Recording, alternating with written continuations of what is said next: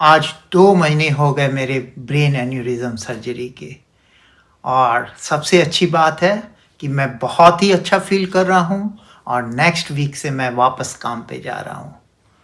नमस्कार, यदि आप मेरी इस ब्रेन एन्यूरिज्म जर्नी को फ़ॉलो अप कर रहे हैं चाचा के अनुभव सीरीज़ में, आपका बहुत-बहुत धन्यवाद। आपका यह सपोर्ट हम लोग के लिए, हमारी फैमिली के लिए, हमारे लिए बहुत मायने रखता है। आज के एपिसोड में हम बात करेंगे जब मैं 5 वीक के बाद अपने न्यूरोसर्जन के पास में गया तो उस न्यूरोसर्जन के साथ क्या बातचीत हुई। मेरी रिकवरी कैसे हो रही है, क्या छोटी-छोटी चीज़ें जो अभी भी मुझे परेशान कर रही हैं और मैं कैसे काम में जाने के लिए और अपने नॉर्मल लाइफ जीने के लिए प्रिपेयर कर रहा हूँ। सर्जरी के करीब 5 हफ्ते के बाद फ़ॉलो-अप अपॉइंटमेंट था न्यूरोसर्जन के साथ में। बहुत अच्छी बात है कि हमारे न्यूरोसर्जन मेरे प्रोग्रेस से बहुत ज़्यादा खुश थे। उन्होंने कहा कि अब लाइफ नॉर्मल पहुँच रही है और उन्होंने मुझे क्लियर कर दिया काम पे जाने के लिए। लेकिन उसने सेम वही हिदायत दी जो बार-बार सुन रहे हैं कि कुछ भी करो लेकिन धीरे-धीरे करो। उन्होंने कहा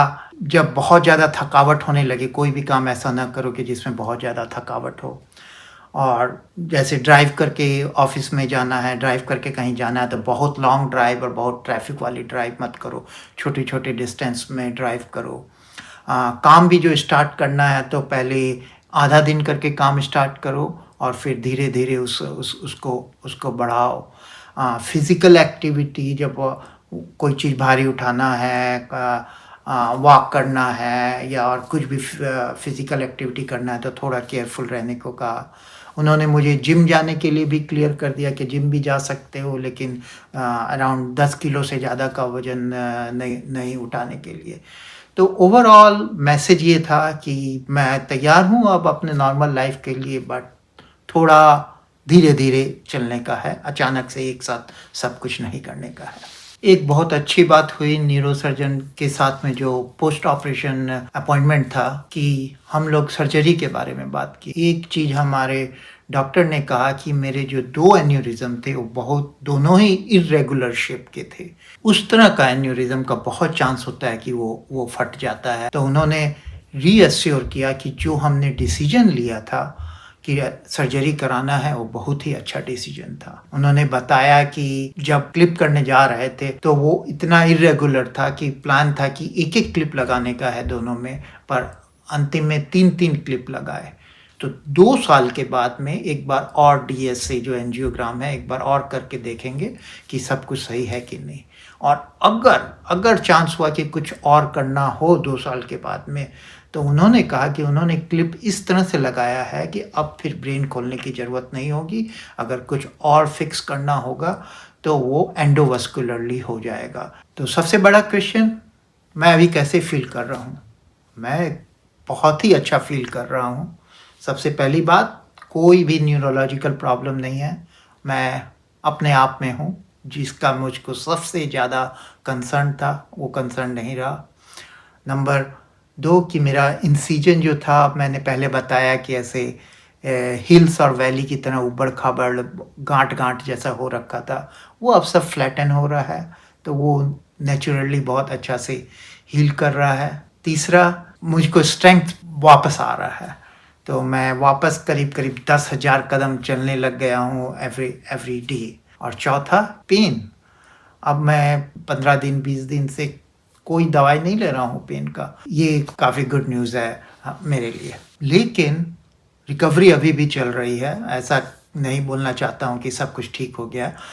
एक तो कि मेरे जो राइट साइड में स्कल के ऊपर जो स्किन है, वो अभी भी बहुत टाइट और थिक है। यहाँ पे छूने से बड़ा अजीब लगता है, यहाँ पे छूने से एकदम डिफरेंट लगता है। जो मेरा इंसिजन था, जैसे हमने कहा कि सब फ्लैट हो गया, जो गाँठ-गाँठ था वो फ्लैट हो गया, लेकिन मेरे ईयर के पास में करीब 1 डेढ़ इंच है, वहाँ पे अभी भी बहुत ज़्यादा खुजलाहट होती है और वहाँ पे अभी भी बहुत बम्पी है।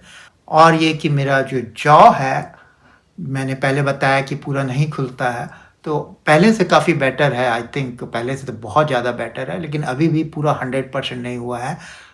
इतना दूर करने के बाद फिर मुझे दर्द होता है। और चौथा ये है कि अभी भी अगर जैसे मैंने कहा कि मैं 10,000 स्टेप्स चल रहा हूँ, पर तभी भी अगर मैं बहुत ज़्यादा स्क्रीन के सामने में हूँ कंप्यूटर में और बहुत ज़्यादा फिज़िकल एक्टिविटी करता हूँ तो पहले से जनरली जल्दी थक जाता हूँ। ओवरऑल कहा जाए तो मैं बहुत ही अच्छा कर रहा हूँ। अगर आप भी इस तरह की बीमारी से जूझ रहे हैं या आपके कोई परिवार वाले जूझ रहे हैं तो 3-4 मेरे एक्सपीरियंस से, मेरे अनुभव से जो भी सलाह मैं दे सकता हूँ, वो देना चाहूँगा फिर से कि सबसे पहली बात है कि आप अपना वो खुद का रिसर्च कीजिए, सब तरह का रिसर्च कीजिए या हड़बड़ी नहीं कीजिए।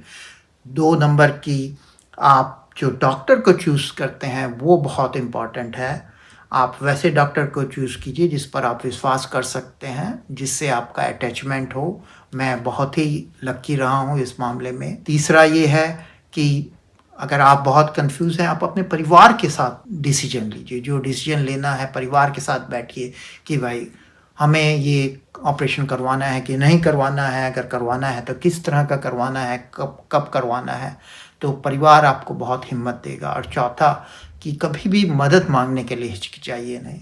यही टाइम है जब हम मदद माँग सकते हैं और सपोर्ट माँग सकते हैं। उसके साथ मैं ये एपिसोड और ये रिकवरी सीरीज को अंत करना चाहता हूँ। ये शायद मेरा लास्ट एपिसोड होगा। अगर कुछ और डेवलपमेंट होती है तो मैं फिर से आऊँगा, फिर से आपको बताऊँगा।